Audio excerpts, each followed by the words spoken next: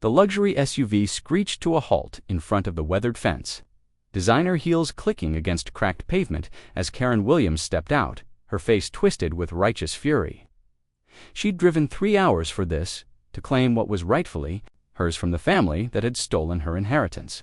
But as she marched toward the backyard, demanding access to the pristine pool she'd seen in old photos, she had no idea that the ground beneath her feet was about to give way literally, because sometimes the most devastating revenge comes not from what you take away, but from what you reveal was the morning sun, cast long shadows across the modest suburban street when Karen Williams pulled up to 1247 Maple Drive in her gleaming white Escalade. She killed the engine and sat for a moment, adjusting her oversized sunglasses and checking her reflection in the rearview mirror.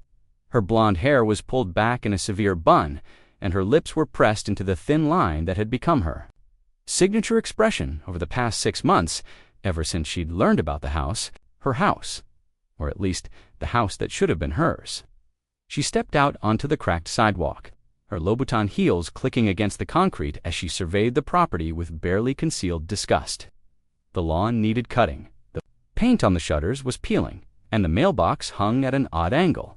This was what her late aunt's estate had been reduced to, a rundown eyesore in a neighborhood that had clearly seen better days. But Karen wasn't here for the house itself. She was here for what was behind it, the pool.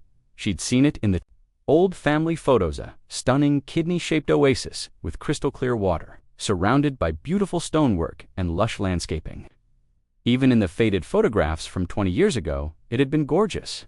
Now, according to her research, it would be worth at least $60,000, money that rightfully belonged to her, not to the family of freeloaders who had somehow convinced her aunt to leave them the property. Karen strode up the cracked walkway, her heels clicking with military precision. The front door was painted, a cheerful yellow that she found personally offensive, and wind chimes hung from the small porch, creating a gentle melody that only served to increase her irritation. She rang the doorbell with more force than necessary, then immediately followed it with 3 sharp knocks. The door opened to reveal a woman in her early 40s, with kind brown eyes and graying hair pulled back in a messy ponytail. She wore a faded t-shirt and jeans with grass stains on the knees, and her hands were dirty, probably from working in the garden that Karen had noticed was surprisingly well-maintained despite the house's overall shabby appearance. "Can I help you?" the woman asked, her voice cautious but polite. "I'm Karen Williams," Karen announced, as if the name should mean something. When the woman's expression remained blank, Karen's jaw tightened. "Evelyn Morrison's niece. I believe we need to discuss the pool situation." The woman blinked, confusion creasing her features. "I'm sorry, pool situation. I'm Maria Santos. My family and I live here now, thanks to Evelyn's incredible generosity, but I'm not sure what you mean about a pool." Karen's laugh was sharp and humorless. "Oh, please, don't play dumb with me. I know all about the pool in the backyard. I've seen the photos. My aunt's pool, which is now technically on property that should have been left to family, not to." "Well, whoever you people are," Maria's expression shifted from confusion to something resembling understanding, though it was tinged with sadness. "Ms. Williams, I think there might be some misunderstanding. Would you like to come in? I can make some coffee, and we can talk about this properly." "I don't want coffee," Karen snapped. "I want to see the pool. I want to assess its current condition and discuss arrangements for either shared usage or appropriate compensation. According to my research, that pool is worth a significant amount of money. Ms. Williams, please look. I don't have all day." Karen pushed past Maria and into the house, her heels clicking on the hardwood floors. "I've driven 3 hours to get here, and I'm not leaving until this is resolved. Now, where's the back door?" Maria followed her, wringing her hands. "Please, just let me explain." But Karen was already stalking through the house, taking in the modest but clean living room, the family photos on the mantel, the children's artwork stuck to the refrigerator with magnets. The whole place reeked of middle-class mediocrity, which made her even more certain that these people had manipulated her aunt somehow. She found the sliding glass door that led to the backyard and yanked it open, stepping out onto a small wooden deck. The backyard was larger than she'd expected, with well-tended flower beds and a vegetable garden that showed obvious care and attention. A tire swing hung from an old oak tree, and there was a small playset in one corner. But there was no pool. Karen stood frozen, scanning the yard with growing confusion and rage. Where the hell was the pool? She pulled out her phone and scrolled through the photos she'd saved DS. There it was, clear as day. A beautiful kidney-shaped pool with stone coping and a small waterfall feature. Where is it? She demanded, spinning around to face Maria, who had followed her outside. Where's the pool? Maria's face was filled with sympathy, which only made Karen angrier. Ms. Williams, there hasn't been a pool here for over 15 years. Your aunt had it removed when that's impossible.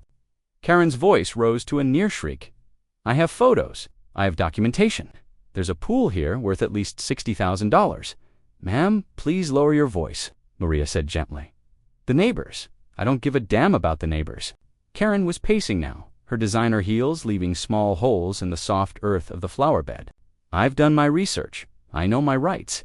That pool is part of the estate value, and I'm entitled to my fair share.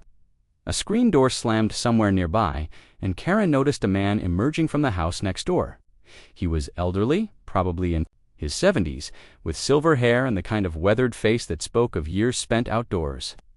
He walked to the fence that separated the properties and leaned against it, watching the scene with obvious interest. Everything okay over there, Maria? He called out. Everything's fine, Mr. Peterson, Maria replied, though her voice was strained. Just a misunderstanding. Karen whirled around to face the neighbor. You live next door. You must remember. The pool. Tell her about the pool. Mr. Peterson's eyebrows rose. You mean the one that was here years ago? Yes. Karen felt vindicated. See? He remembers. The old man nodded slowly. Oh, I remember it all right. Beautiful thing it was, too. Evelyn loved that pool. Used to have the whole neighborhood over. For barbecues in the summer, his expression grew sad. Of course, that was before the accident. What accident? Karen demanded. Maria stepped forward. Mr. Peterson, you don't need to know. Let him talk, Karen interrupted. I want to hear about this supposed accident. Mr. Peterson looked between the two women, then settled his gaze on Karen.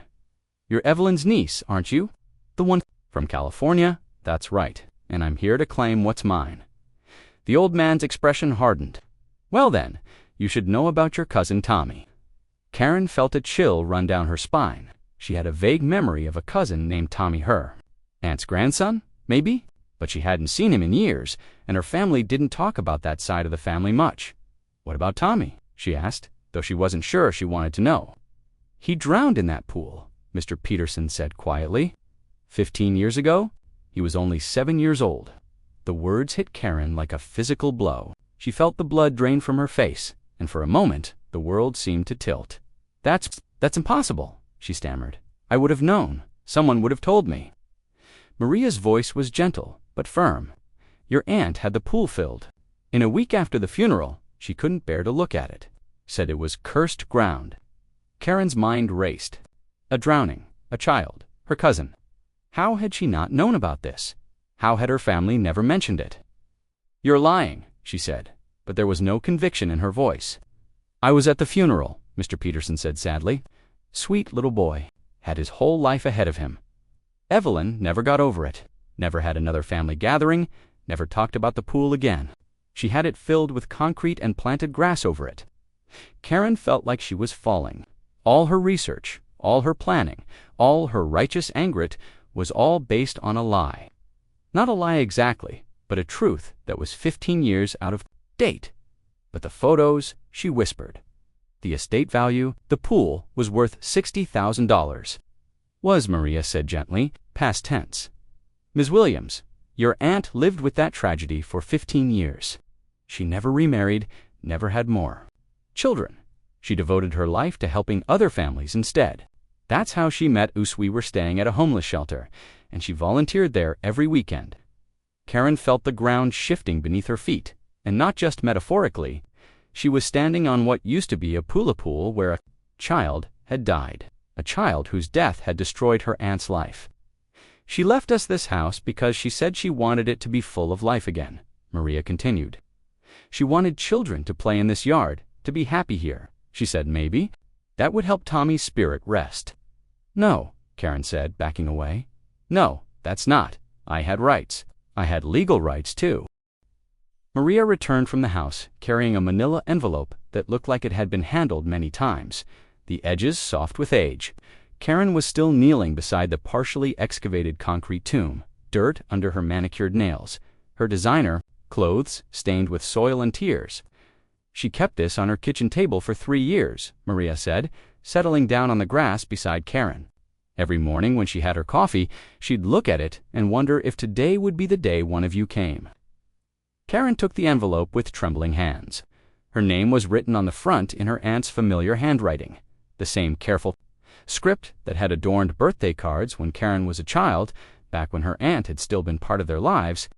Karen Williams, my beloved niece, the word beloved, hit her like a physical blow.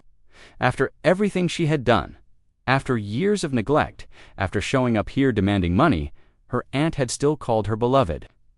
"I can't," Karen whispered. "I can't read it." "You have to, Mr. Peterson," said from the fence. He had been quietly watching the scene unfold, and now his voice carried a weight of authority. "You owe her that much. You owe Tommy that much." Karen's fingers shook as she opened the envelope. Inside was a single sheet of paper, covered in her aunt's handwriting, and a small photograph. Karen recognized the photo immediately. It was the same one she had used in her research, showing the beautiful pool in its heyday. But now she noticed details she had missed before. In the corner of the image, barely visible, was a small boy with dark hair and a bright smile, holding a pool noodle and laughing at something off camera. Tommy. The letter was dated just 6 months before her aunt's death. "My dear Karen, if you're reading this, then you've come to the house, and Maria has had to explain about the pool. I pray that you came out of love and not greed, but I know my family well enough to suspect otherwise. I hope I'm wrong. I've been thinking about you a lot lately, about all of you, really my sister's children, who grew up and moved away and forgot about the old aunt who used to send Christmas presents and birthday cards. I don't blame you for forgetting me. Life gets busy, and I was never very good at staying in touch either. But I blame all of us for forgetting Tommy. You probably don't remember him very well. He was Marcus's son, your cousin Marcus, who moved to Phoenix and never looked back. Tommy was 7 when he died, and he was the light of my life. After his parents divorced and Marcus disappeared into his new life, Tommy would spend summers with me. This house was his sanctuary, and that pool was his kingdom. He could swim like a fish, that boy, never gave me a moment's worry in the water. But that day, July 15th, 2009, I had gone inside to answer the phone. It was a telemarketer selling something I didn't want. I was on the phone for maybe 3 minutes, maybe 4. When I came back outside, he was floating face down in the deep end. The doctors said it might have been a seizure, or maybe he hit his head diving.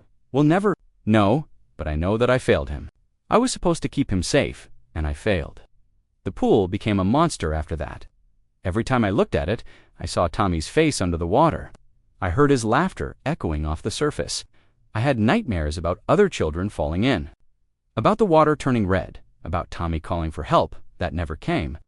I had it destroyed because I couldn't bear to see it anymore, but also because I was afraid. Afraid that if I left it, someone else might get hurt, some other child might die because I was too weak to face my ghosts. I know what you're thinking as you read this. You're thinking about the money, about the property value, about what that pool might have been worth. But let me tell you what it was really worth. Karen, it was worth a little boy's life. It was worth every smile he ever gave me, every hug, every "I love you, Aunt Evelyn" that he whispered before bed. And when he died, it became worthless. Worse than worthless, it became a curse.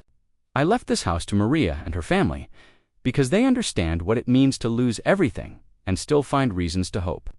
Maria's husband died in Afghanistan when their youngest was just a baby. She knows what it's like to have a hole in your life that can never be filled. But she also knows how to keep living, how to make a home out of broken pieces. Their children play in this yard now, Karen. They swing on the tire swing that hangs from the same tree where Tommy used to climb.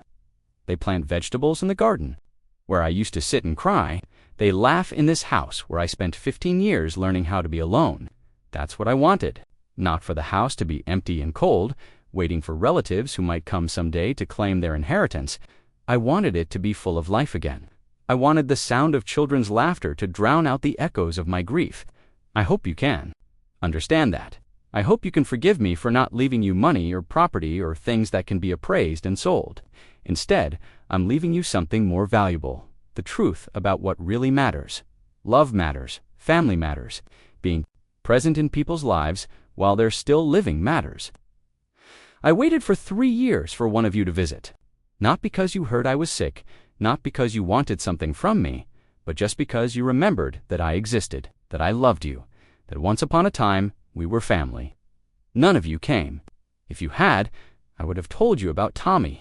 I would have shown you his pictures, shared his memory, kept his spirit alive in our family's story. But now, he's just a name on a headstone that none of you have ever seen. The pool is gone, Karen, but more than that, the little boy who made it magical is gone too. And when he died, a part of our family died with him. Not because we had to, but because we chose to. We chose to forget, we chose to move on. We chose to let grief divide us instead of bringing us together. Don't make that choice again. If you're reading this, then you still have time. Time to remember that family isn't about what you can inherit from each other. It's about what you can give to each other while you're still here. Tommy is buried at Riverside Cemetery, Section C, Plot 47. I visit him every Sunday.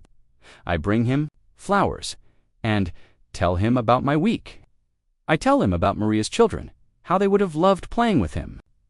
I tell him about the garden, about the birds that nest in the oak tree, about all the life that continues to flourish in the place where he was happiest. I would have loved for you to meet him, Karen. He had your stubborn streak and your quick wit. He would have grown up to be someone special, someone who made the world a little brighter just by being in it. Maybe someday you'll visit him. Maybe you'll understand then what I've been trying to tell you. Some things are worth more than money. Some losses can't be measured in dollars.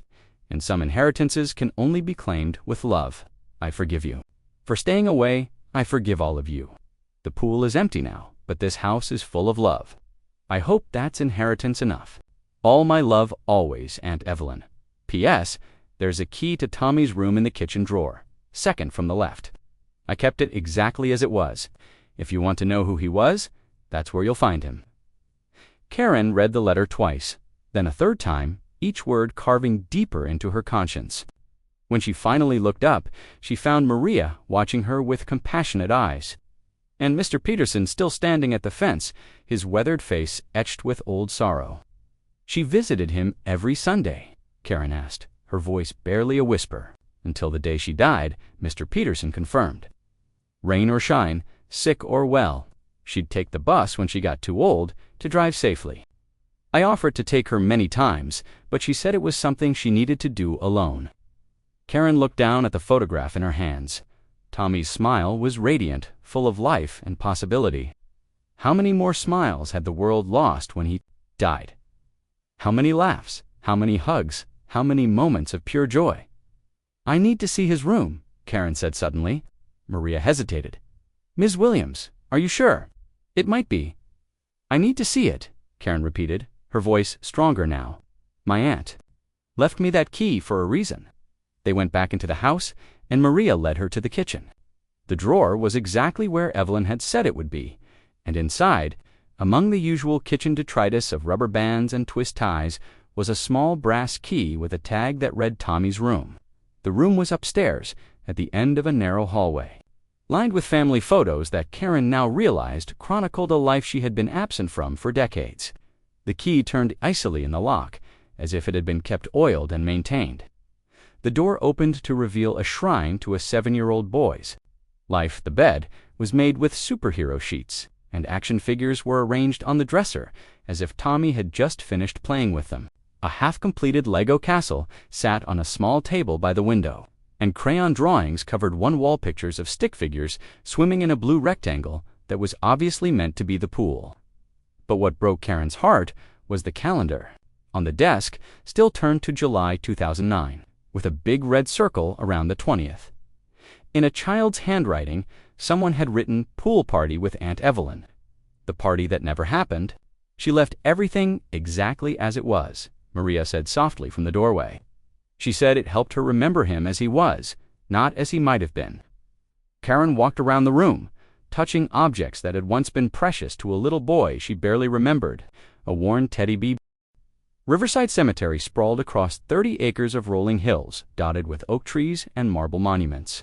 Karen followed Maria's Honda Civic in her Escalade, the contrast between the vehicles seeming more obscene with each passing mile. When they pulled through the wrought iron gates, Karen felt something she hadn't experienced in years: genuine shame about her wealth, her privilege, her complete disconnection from anything that actually mattered. Section C was tucked away in a quiet corner, where smaller headstones marked the graves of children and young adults whose lives had been cut tragically short. Karen parked and stepped out, her designer heels sinking slightly into the soft earth. The afternoon sun cast long shadows between the monuments, and somewhere in the distance, she could hear the gentle sound of a groundskeeper's mower. Plot 47 is just over here, Maria said, leading the way down a narrow gravel path. Karen's breath caught when she saw it. The headstone was simple white marble, smaller than the elaborate monuments surrounding it, but it was covered with flowers. Fresh ones, wilted ones, silk ones that had weathered multiple seasons. Someone had been bringing flowers regularly, even after Evelyn's death. Thomas Marcus Morrison, age 7, beloved son and grandson, he loved to swim with the angels below. The inscription was an engraved image of a small boy diving into stylized waves, his arms outstretched as if he were flying. Karen dropped to her knees in front of the grave, her expensive skirt immediately staining with grass and dirt. She didn't care. Nothing about her appearance mattered anymore. "I bring flowers every Sunday now," Maria said quietly. "Just like Evelyn did. My children help me pick them from the garden. They know about Tommy, about what happened. They say prayers for him." "Children who never met him," Karen whispered. "Children who understand that he was loved, and that love doesn't die just because people do." Karen reached out and touched the headstone, tracing Tommy's name with her finger. The marble was warm from the sun, and she could imagine a boy's energy radiating from it, his spirit refusing to be contained by death and stone. "I'm sorry," she said, her voice breaking. "I'm so sorry, Tommy.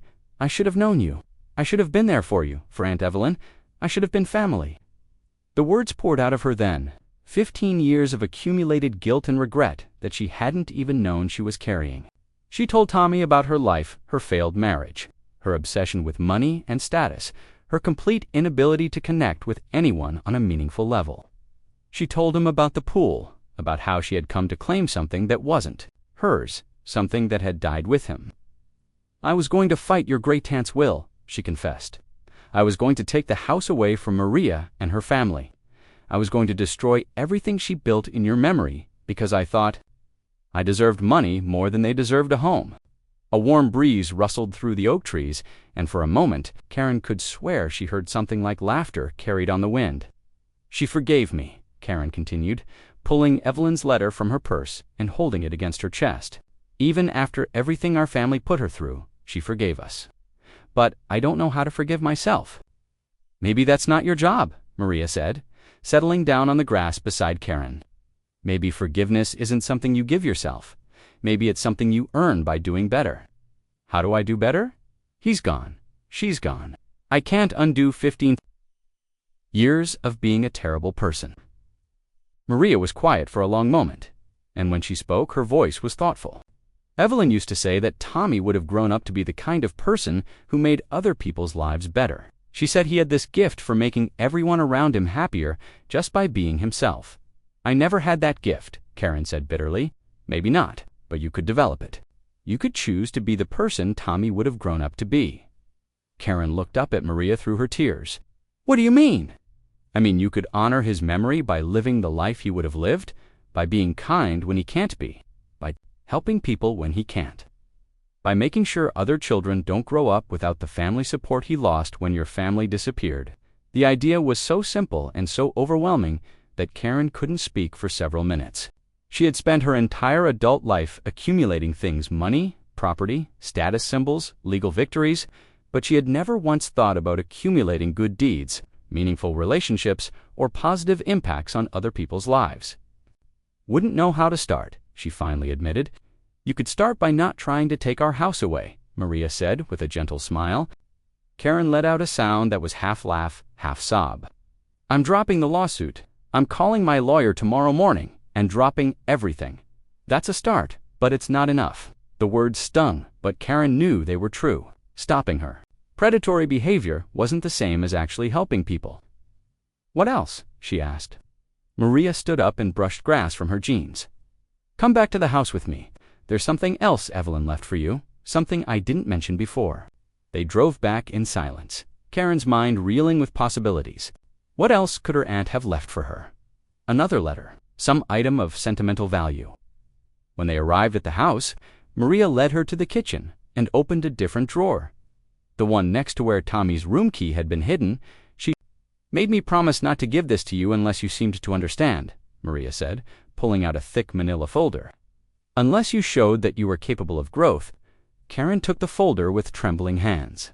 Inside were dozens of documents, statements, investment records, insurance policies. But these weren't Evelyn's personal finances.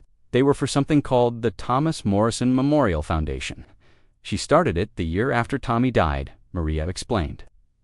Every penny she didn't spend on basic living expenses went into this foundation. She lived in this house for 15 years, on almost nothing, saving every dollar she could. Karen's eyes widened as she scanned the financial statements. The foundation had assets worth over $400,000. "What does it do?" Karen asked. "Swimming lessons," Maria said simply. "Free swimming lessons for low-income children. Water safety education, scholarships for kids who want to compete but can't afford coaching or equipment. The foundation has taught over 2,000 children to swim safely in Tommy's name." Karen stared at the documents, her mind struggling to process what she was seeing. While she had been researching property values and calculating her potential inheritance, her aunt had been quietly saving lives. Every summer, children learned to swim because of Tommy's death. Every year, families avoided the tragedy that had destroyed Evelyn's world. "She wants you to take it over," Maria continued. "To be the executor, to decide how the money gets spent and where it goes. She said you were the only one in the family with enough business sense to manage it properly. But I don't know anything about running a foundation.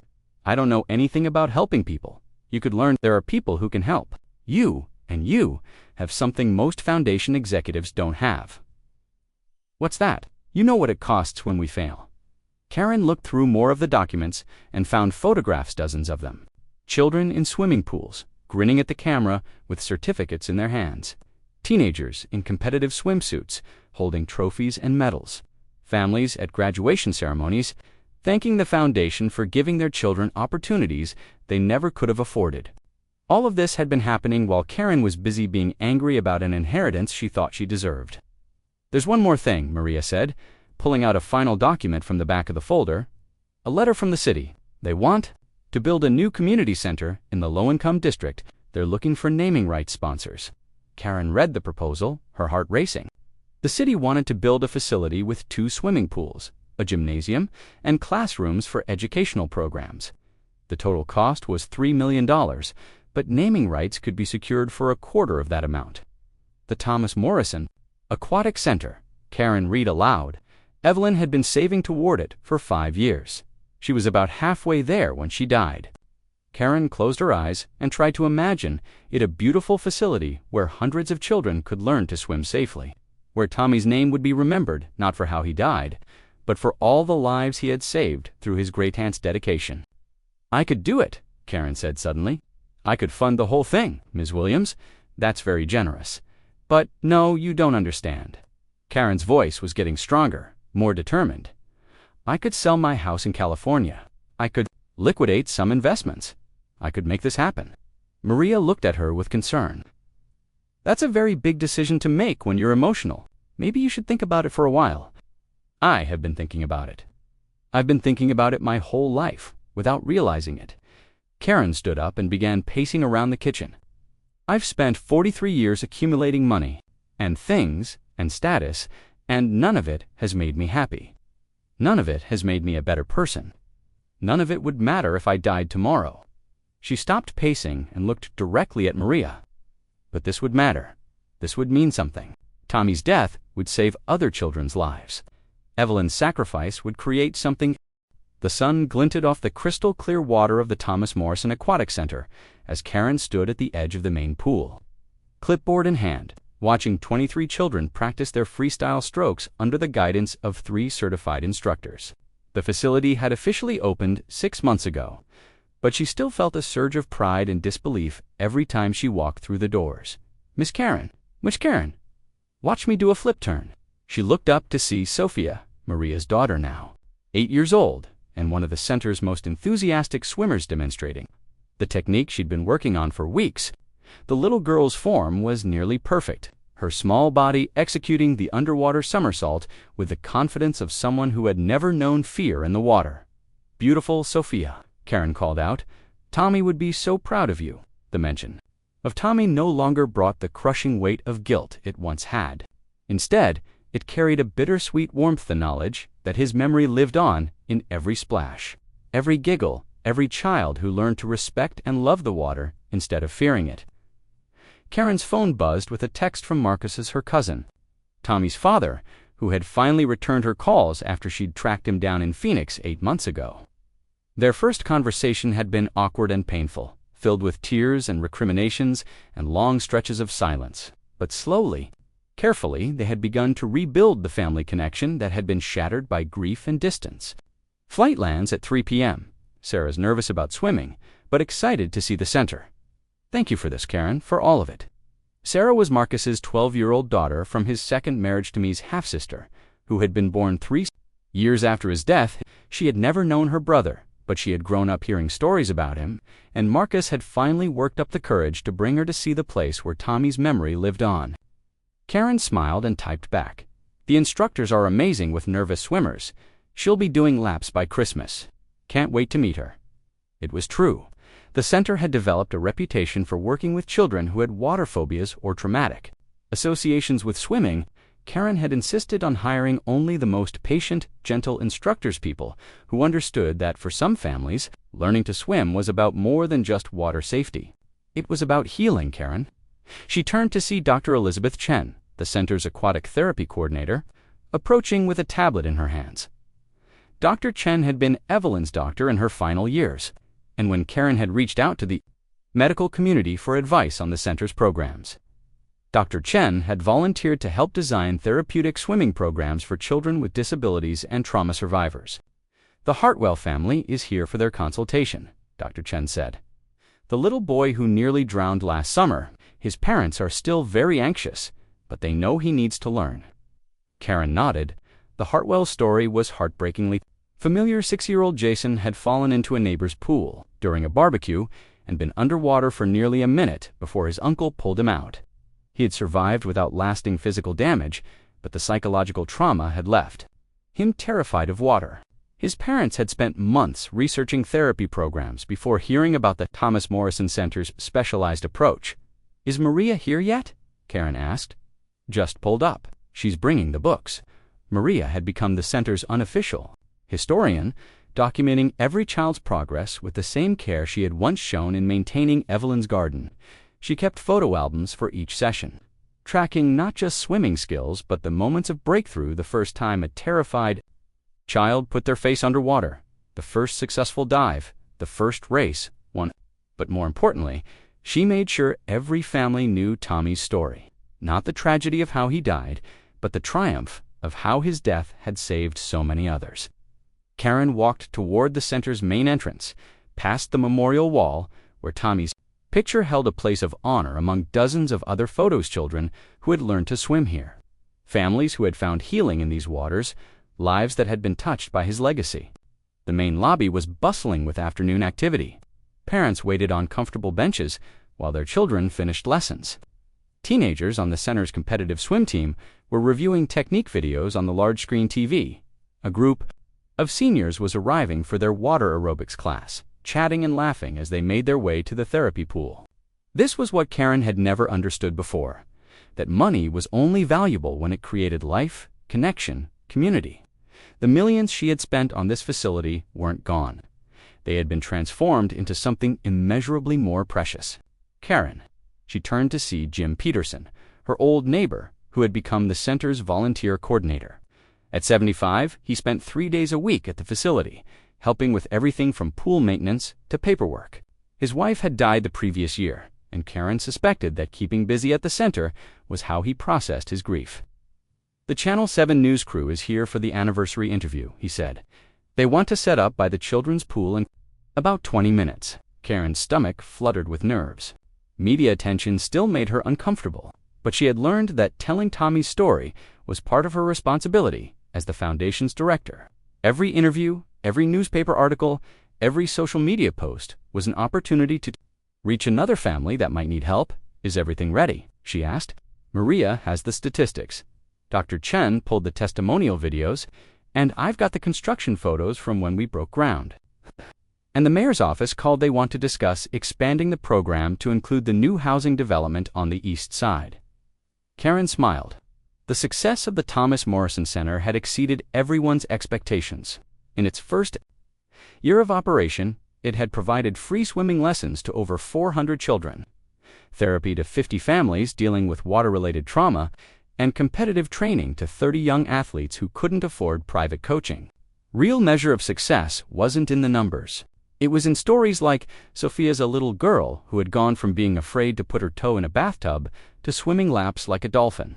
It was in families like the Hartwells who were about to take the first step toward healing their son's trauma. It was in the gradual rebuilding of connections that grief and neglect had severed.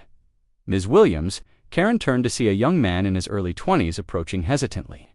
He was tall and lean with dark hair and familiar brown eyes. That made her breath catch. "I'm Alex Morrison," he said. "Tommy was my cousin. I heard about the center from my mom, and I wanted to... I wanted to see it."